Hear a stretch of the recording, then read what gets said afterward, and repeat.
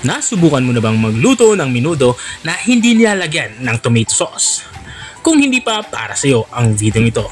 Dito nga ay magluluto tayo ng old fashioned menudo or sinaunang menudo. Tara, simulatin ang pagluluto. Ang gagawin natin ay imamarinate natin yung karneng baboy sa toyo, bawang, calamansi juice at saka sibuyas. Maglalagay din ako dito ng pamintang durog. Kalahating kutsara nga ng pamintang durog ang aking ilalagay dito. At matapos nating mailagay lahat ng ating pang-marinade na sangkap ay hahaluin lang natin to ng maigi. At saka natin to imamarinate ng 1 oras kung nagmamadali kayo. Pero pwede namang overnight kung hindi naman kayo nagmamadali. At habang nga tayo ay nagmamarinate ng ating karning baboy, dito naman ipiprito natin yung iba pang sangkap. Mayroon tayo ditong hotdog. Iprito natin to at itabi matapos nating maiprito. Mayroon din tayo ditong carrots. Ganoon din yung ating gagawin. Ipiprito din natin to at saka itatabi. Yung pagkakahiwa ko ng carrots ay medyo maliliit, saka manipis na parang pakwadrado na din. At mayroon din tayo ditong patatas. Ganoon din yung gagawin natin. Ipiprito din natin to. Tatabi natin matapos nating maiprito.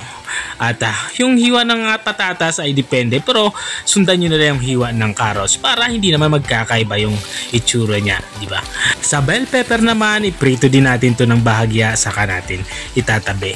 At kung hanggang dito sa parte ng aking video ay nanonood ka pa rin, ibig sabihin ay interesado ka sa aking ginagawang pagluluto. Baka pwede mo naman i-comment kung taga saan ka para alam ko kung hanggang saan umabot ang aking video. At balik tayo dito sa ating nilulutong ulam. Dito naman sa parte nito ay nagigisa na ako. Bali naglagay nga ako ng bawang saka kain ng celery para mas mabango ang ating inilulutong ulam. At matapos nga lumabas ang aroma ng ating panggisang sangkap ay inilagay ko na itong ating na-marinate na karning baboy. Isa lang natin tong ating na-marinate na karning baboy. Natural sa karning baboy ang matubig, kaya magtutubig talaga ito katulad na nakikita nyo sa video. At dito nga ay maglalagay na ako ng atswete. Ito yung magiging pangkulay natin dahil di nga tayo dito gagamit ng tomato sauce. At saka ko to tatakpan at papakuloyin ito ng mga 20 to 30 minutes or hanggang sa maging malambot na ang ating karning baboy. At makalipas nga ng 30 minutes ay binuksan ko na ito at dito ay kitang-kita naman na na-drain na yung ating sabaw. Sigurado na ako na malambot na yung ating karning baboy. Sa parting ito ilalagay na natin yung ating hiniwang atay ng baboy. Hindi talaga mawawala ang atay ng baboy kapag menudo ang pinag-uusapan. Saka ko ito tinakpan para maluto naman yung ating inilagay na atay ng baboy. At habang nga tayo ay nagpapatuloy sa ating ginagawang pagluluto ay gusto ko lang i-shoutout ang mga masusugid nating mga taga-subaybay.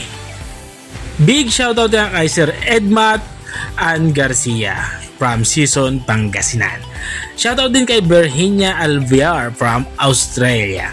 At kay Sir Landerville from Turlac. Maraming salamat sa walang sawang pagsuporta dito sa aking page. At balik tayo dito sa ating nilulutong ulam.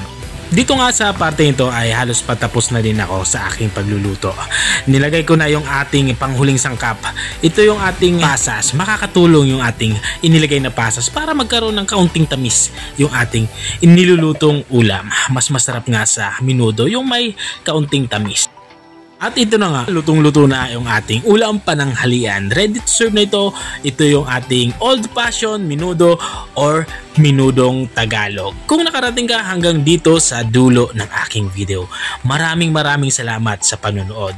At kung nagustuhan mo naman yung bago nating reseping ibinahagi, baka pwede mo naman itong i-share. O siya, hanggang dito na lang ako. Bye-bye!